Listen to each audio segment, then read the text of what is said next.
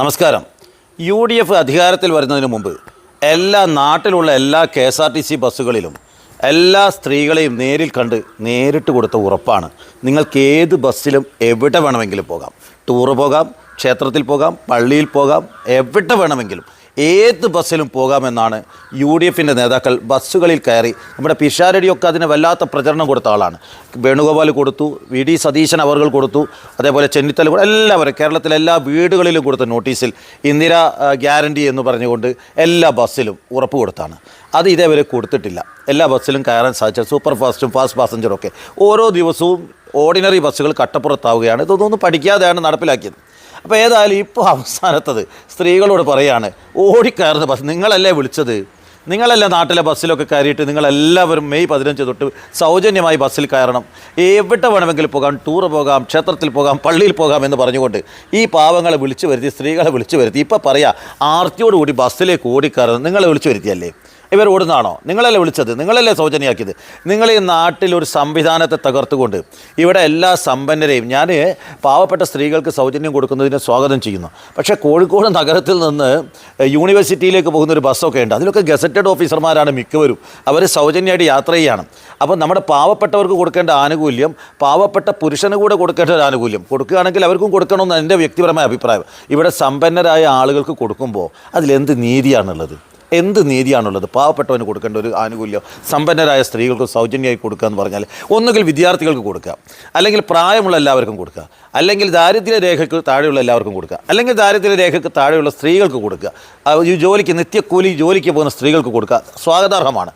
പക്ഷേ ഇവിടെ സമ്പന്നരായ സ്ത്രീകളാണ് ഇതിൻ്റെ ഉപഭോക്താക്കൾ. വർഷത്തിലൊരിക്കൽ ഏതെങ്കിലും ക്ഷേത്രത്തിലോ അല്ലെങ്കിൽ എവിടെയെങ്കിലും ഒരു ടൂറോ പോകുന്ന സ്ത്രീകളുടെ പേരിൽ നാട്ടിലുള്ള ദിനംപ്രതി സഞ്ചരിക്കുന്ന ശമ്പളക്കാരായ സമ്പന്നരായ സ്ത്രീകൾ ഈ ആനുകൂല്യം ഉപയോഗിക്കുന്നു. അതേക്കുറിച്ച് എന്തേ മനസ്സിലാക്കാൻ വൈകിപ്പോകുന്നു? നിങ്ങളിപ്പോൾ എന്നിട്ട് സ്ത്രീകളോട് പറയുക, ആർത്തിയോടുകൂടി ബസ്സിലേക്ക് ഓടിക്കയറുന്നു. അവർ വരൂലേ, നിങ്ങളാ ക്ഷണിച്ചത്, നിങ്ങളാ ബസ്സിലേക്ക് ക്ഷണിച്ചത്. എന്നിട്ട് ഇപ്പോൾ ബസ്സിൽ കയറിയപ്പോൾ മറ്റൊരു പണിയുണ്ട്, മുട്ടം പണി. ഇവിടുത്തെ KSRTCയിലെ കണ്ടക്ടർമാർക്ക് ബസ്സിൽ യാത്രക്കാരുടെ ടിക്കറ്റ് അധികമായി കൊടുക്കുന്നു. ഇപ്പോൾ എന്താ സംഭവിക്കുന്നത്? ബസ്സിൽ ഇപ്പോൾ കോഴിക്കോട് നിന്ന് ബത്തേരിക്ക് പോകുന്ന ബസ്സാണെങ്കിൽ ഈ കയറുന്ന പല സ്ത്രീകളും ബത്തേരിക്കുള്ള ബസ്സിൽ ബത്തേരിക്കാണ് ടിക്കറ്റ് എടുക്കുന്നത്. അവർക്ക് എവിടെയാണോ ഇറങ്ങാൻ തോന്നുന്നത് അവിടെ ഇറങ്ങിയും പോവുകയാണ്. അതിന് യാതൊരു പ്രശ്നവുമില്ല, തടസ്സമില്ല നിയമപരമായിട്ട്. അപ്പോൾ ഈ ബത്തേരിക്ക് ടിക്കറ്റ് എടുത്ത കുറേ സ്ത്രീകൾ കൽപ്പറ്റ ഇറങ്ങാതെ കൂട്ടുക. അപ്പോൾ കൽപ്പറ്റ ഇറങ്ങുന്ന സമയത്ത് നിങ്ങളിവിടെ ഇറങ്ങണ്ടെന്ന് പറയാൻ കണ്ടക്ടർക്ക് പറ്റുമോ?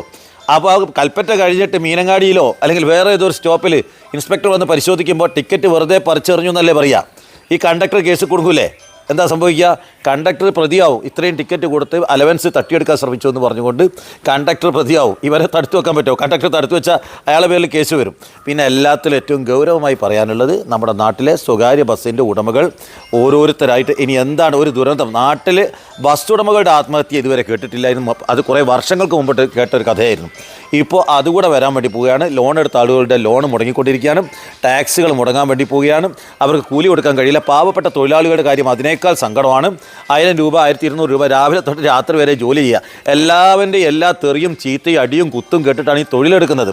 നമുക്ക് ബസ്സുകാർ പോകുമ്പോൾ പെട്ടെന്ന് ദേഷ്യം പിടിക്കും, അവനത് അതിലെ കയറിയത് ഇതിൽ ഓവർടേക്ക് കയറിയെന്നൊക്കെ നമുക്ക് ദേഷ്യം പിടിക്കും. പക്ഷെ അവൻ ടൈം കൃത്യമായിട്ട് ഓടിയിട്ടില്ലെങ്കിൽ അവന് ഫൈനാണ്, മറ്റുള്ള ബസ്സുകാരുമായിട്ട് വേറെ അടി നടക്കും. ഇപ്പോൾ ഈ ബസ്സിൻ്റെ സമയത്ത് ചൊല്ലി തർക്കവും കൊലപാതകം വരെ നടക്കുകയാണ്. അപ്പോൾ അവൻ ആ സമയത്ത് ഓടിയിൽ അടുത്ത ട്രിപ്പും കൂടെ അവൻ പട്ടിണിയാണ്.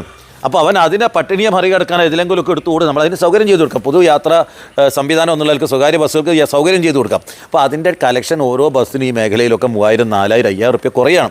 അപ്പോൾ അവർക്ക് വൈകുന്നേരം വരെ ജോലി ചെയ്ത് 500, 600 റുപ്യ കിട്ടുന്നത്. അപ്പോൾ ഈ മേഖല മുഴുവൻ തകർത്തിട്ട് എന്നിട്ട് സ്ത്രീകളെ മേക്കിട്ടാണ് കയറുന്നത്. സ്ത്രീകൾ എന്ത് തെറ്റ് ചെയ്തു? സ്ത്രീകളോട് നിങ്ങളല്ലേ പറയും സൗജന്യമാണ് കയറണമെന്ന്, എല്ലാ സ്ത്രീകൾക്കും കൊടുക്കും. ഞാൻ മഹാരാഷ്ട്രയിൽ ഒരിക്കൽ യാത്ര ചെയ്തു. അവിടെ ശിവ എന്ന് പറഞ്ഞൊരു ബസ്സുണ്ട്, AC ഇലക്ട്രിക് ബസ്സാണ്. അതിലൊക്കെ സൗജന്യമാണ്.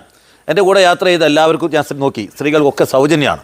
അപ്പോൾ ഇത് കൊടുക്കുകയാണെങ്കിൽ പറഞ്ഞതുപോലെ കൊടുക്കണം. വെറുതെ പറഞ്ഞ് പറ്റിച്ചിട്ട് സ്ത്രീകളോട് മേക്കിട്ട് കയറിയിട്ട് കാര്യമല്ല. ഇമ്മാതിരി പണി CP ജോണേ, ഇതൊന്നും ഒരു ശരിയുള്ള ഏർപ്പാടല്ല. നിങ്ങൾക്ക് തലക്ക് അഹങ്കാരം പിടിച്ചിട്ടുണ്ട്.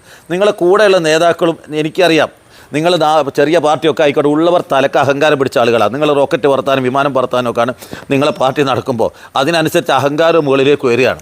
അതുകൊണ്ട് ഇതൊരു ശരിയായ ഏർപ്പാടല്ല. ഇമ്മാതിരി വാക്കുകളൊന്നും, നിങ്ങൾ കമ്മ്യൂണിസ്റ്റ് മന്ത്രിയാണ് ഇന്ത്യയിലെന്ന്, ഇമ്മാതിരി നെറികെട്ട വാക്കുകളാണോ കമ്മ്യൂണിസ്റ്റ് മന്ത്രി ഉപയോഗിക്കുന്നത്? നിങ്ങളോട് അല്പം തോന്നിയ ഒരു ഭാഗത്ത് ഉറച്ചു നിൽക്കുന്ന ഒരാൾ എന്നുള്ള നിലക്ക് ആ ഒരു തലത്തിലൊരു ബഹുമാനം തോന്നിയത് എല്ലാം നഷ്ടപ്പെടുന്ന രൂപത്തിൽ ഇങ്ങനെ പെരുമാറരുത്.